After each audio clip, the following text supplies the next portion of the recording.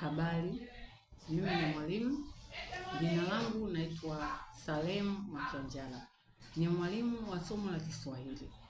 Somo hili ni somo ambalo watu wengi sana wanalichukulia ni la kawaida, wala halina kwamba kuna umuhimu gani mtoto asome somo la Kiswahili.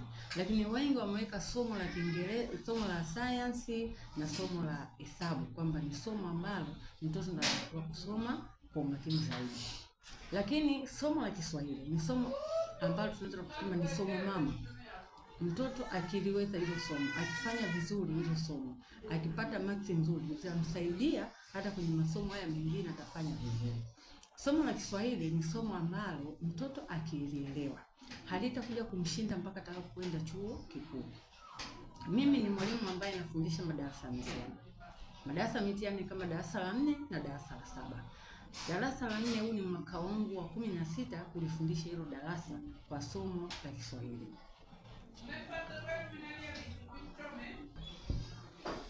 Ambapo katika mwaka huo wa 16 naweza nikakumbuka mwaka 2016 nilikuwa mwalimu wa shule pale shule ya Patimo, ambapo ile shule iliongoza darasa la 4 somo la Kiswahili ilikuwa la kwanza wilaya ya Ilala, ambapo shule 271 hilo somo likawa la kwanza katika hiyo shule.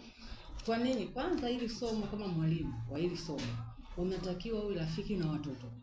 Ukiwa rafiki na watoto, watoto wakikupenda watalielewa somo lako na wala watajichukia. Wataliona ni somo ambalo ni la kawaida na watalipenda, watalizoea. Somo hili sana mimi nimeshajua katika darasa la 4 ni mitihani gani ambapo, ni sehemu gani ambapo mtihani unakuta inatoka. Ukienda ukiangalia kwamba mtoto wa darasa la 4 akijua ushairi, vipengele ambavyo vinatoka katika mtihani katika somo la Kiswahili katika kipande cha ushairi, mtoto akikikamata mtihani hata utakapotoka hataweza kufeli.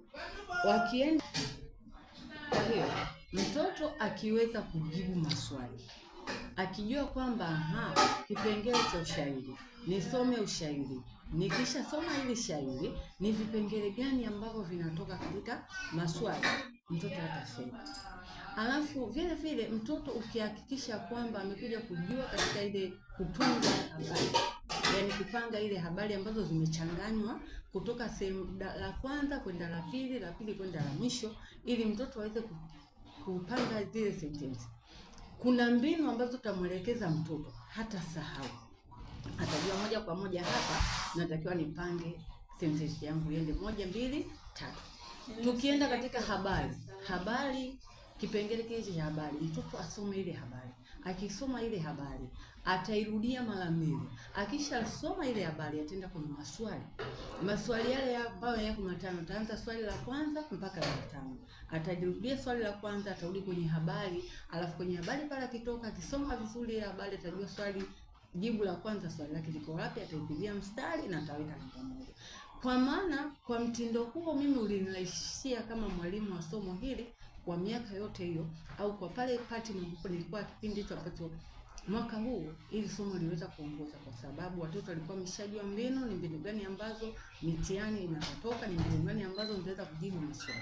Na hiyo ndio maana ninasema ya kwamba somo la Kiswahili ni somo ambalo linafundishika sio tu kwa darasa la 4, hata kwa darasa la 7. Darasa la 7, mwalimu wa darasa la 7 ambaye anafundisha somo la Kiswahili kama ni mbobezi, hautakuja kufelisha mtoto. Ni utahakikisha mtoto amepata 50, kwa sababu ukiangalia vile vipengele ambavyo vinatakiwa mtoto avijue, akisha vijua, basi ili somo litaenda vizuri na mtoto atafanya vizuri. Kwa hiyo mimi kama mwalimu kwa sasa hivi ninafundisha shule moja inaitwa Honest, niko pale Pwani Chalinze. Ni mwaka wangu ambao nimeingia pale mwaka jana, na namshukuru Mungu kupitia hili somo watoto walifanya vizuri na hakuna mtoto ambaye amefeli.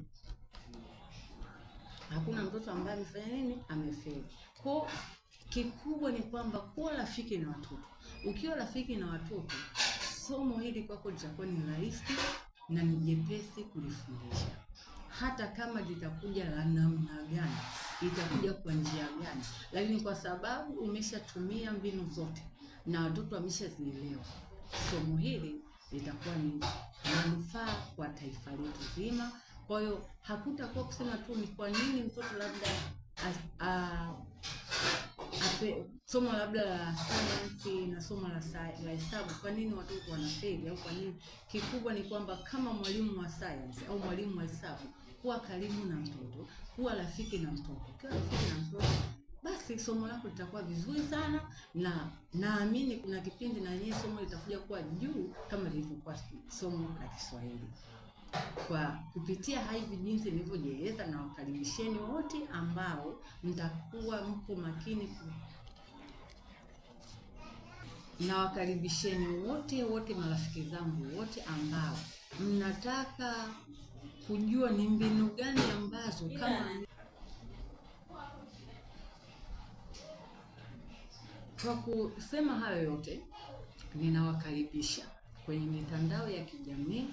Uwe ni mwalimu wa somo la Kiswahili, uwe ni mwalimu wa somo la historia na maadili, ninakukaribisha kwenye mitandao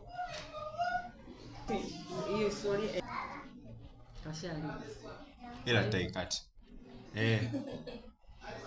Bei.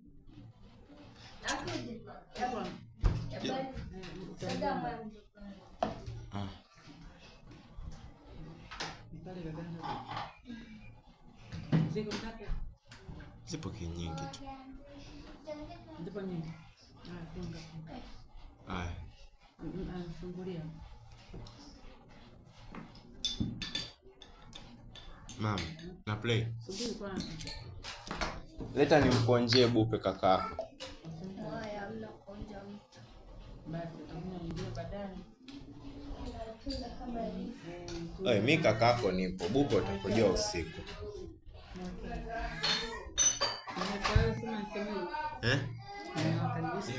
Wale wote. Tuendelea tu. Na wakaribisha Watanzania wote. Na watu wote wanaopenda kujua Kiswahili.